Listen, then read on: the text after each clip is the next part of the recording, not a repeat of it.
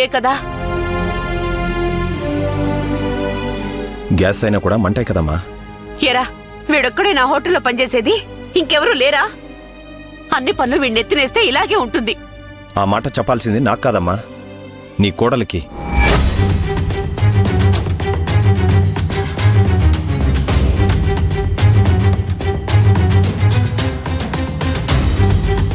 కోడలికి చెప్పుకోవడం ఏంటి? వాడు చేయి కాల్చుకోవడానికి ఇంట్లో ఉన్న అమ్మాయికి సంబంధం ఏంట్రా? ఈరోజు శివరాత్రి అని చెప్పేసి వీడు ఉపవాసం ఉన్నాడంట. ఉదయం నుంచి ఏమీ తినలేదు.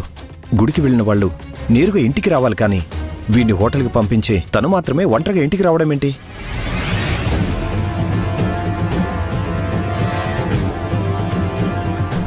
తను వద్దనే అందన్నయ్య. నేనే పనుందని చెప్పి వచ్చేశాను. నువ్వు వెళ్తానని అంటావురా, కానీ ఒక్క పొద్దున్నప్పుడు తిండి లేకుండా అక్కడ ఎలా పనిచేస్తావురా? నీరసంతో ఏమవుతాడని ఆలోచించకుండా నీ భార్య నిన్ను వెళ్ళమని చెప్పడం ఏంటి?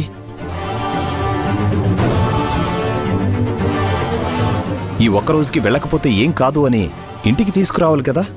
భార్యగా అది తన బాధ్యత కదా.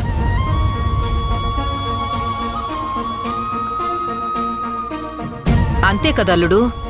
ఒక పూట అన్నం తినకుండా ఉంటేనే కాళ్ళు చేతులు ఆడవు. అలాంటిది రోజంతా ఒక్క పొద్దున్నాడంటే వదినన్నట్టు అది గ్యాస్ పొయ్యి కాబట్టి సరిపోయింది. ఇంకేదైనా అయ్యుంటే?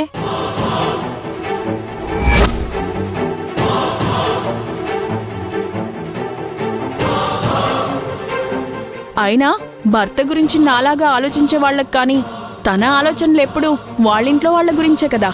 మా నాన్న బాగున్నాడా, మా అమ్మ బాగుందా అని అనుకోవడంతోనే సరిపోతుంది.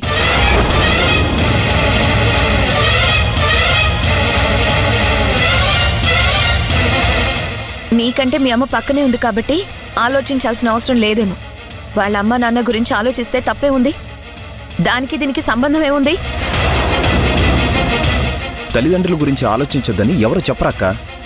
వాళ్లతో పాటు భర్త గురించి కూడా ఆలోచించాలి. ఏ అలాగే వాళ్ళమ్మ పక్కనే ఉంది కదా, అలా అని తను నన్ను పట్టించుకోకుండా ఉందా?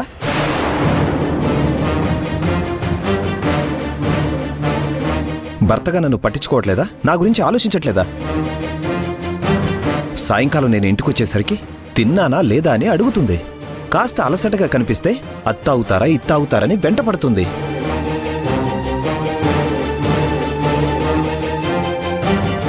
వీడు చేతికట్టితో వచ్చి ఇంతసేపు అయింది. అయ్యో ఏమైంది అంటూ ఆ కట్టేంటంటూ కంగారుగా కనీసం వాడి దగ్గరికైనా వచ్చిందా?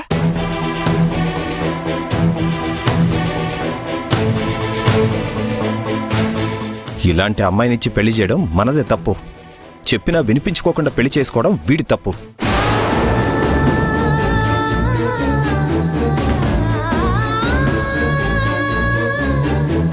ఏంట్రా, హోటల్లో వాడు చేయి కాళ్ళడానికి భూమితే తప్పన్నట్టు మాట్లాడతావేంటి? తను ఇంటికి తీసుకొచ్చి ఉంటే ఇదంతా ఉండేది కాదు కదా.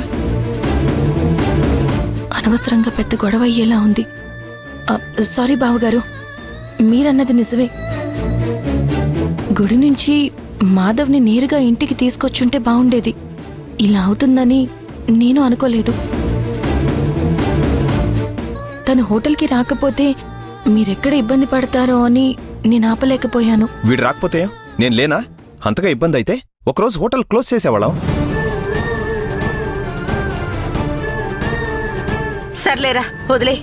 అసలే వాడి చేతికి దెబ్బ తగిలింది. పొద్దున్నుంచి ఏం తినకుండా ఉపవాసం ఉన్నాడు. చూడు ఎలా నీరసంగా ఉన్నాడో. అమ్మా భూమి, వీడి గదిలోకి తీసుకెళ్ళి వీడికి ఏదైనా పెట్టమ్మా. రండి.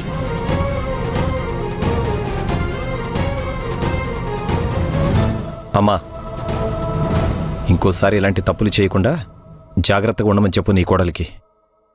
ఇంట్లో వాళ్ళని బాధ పెట్టడం తనకు బాగా అలవాటైపోయింది.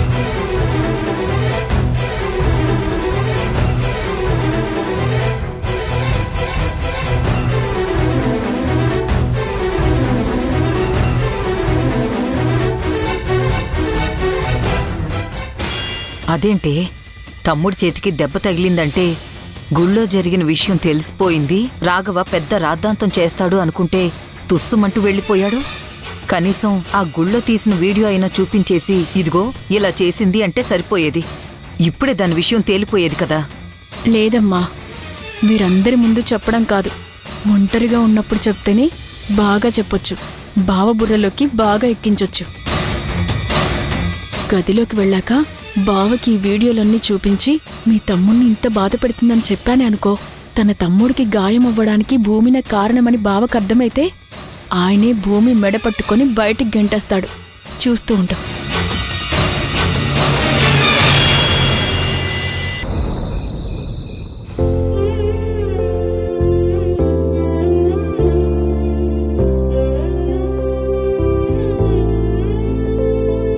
నా గాయం చూసి పాపం భూమి విలవిల్లాడినట్టుంది. పైకి నా పైన కోపం చూపిస్తున్నా తన మనసులో నా మీద ఏ మాత్రం ప్రేమ తగ్గలేదు. అందుకే నాకు అన్నం పెడతానని చెప్పింది. అదే చేత్తో తనే తినిపిస్తే ఇంకెంత బాగుంటుందో.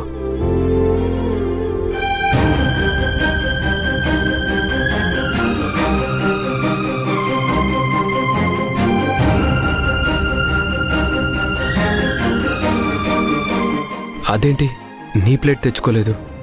తర్వాత తింటానులేండి, మీరు తినండి. అయ్యో, తర్వాత తినడం ఏంటి? రా తినిపిస్తాను.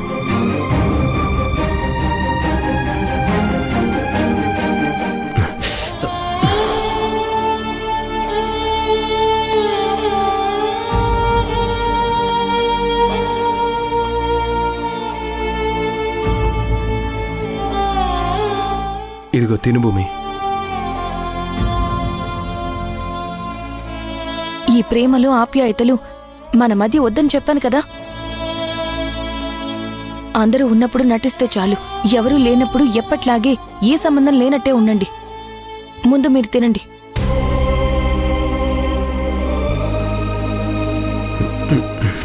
నువ్వు తినకుండా నేనెలా తినగలను భూమి? రా ఇద్దరం తిందాం. నాకొద్దని చెప్తున్నాను కదా. నీకొద్దకపోతే నాకు వద్దు. ఆగండి, బయట ఎంతో కష్టం చేస్తారు. కడుపు నిండా తిండి తినకపోతే ఎలా? నా మాట విని తినండి. అయితే నువ్వు కూడా తిను. సరే, నేను తెచ్చుకుంటాను. వేరే తెచ్చుకోవడం ఎందుకు? ఇద్దరికి ఈ ప్లేట్ సరిపోతుందిలే.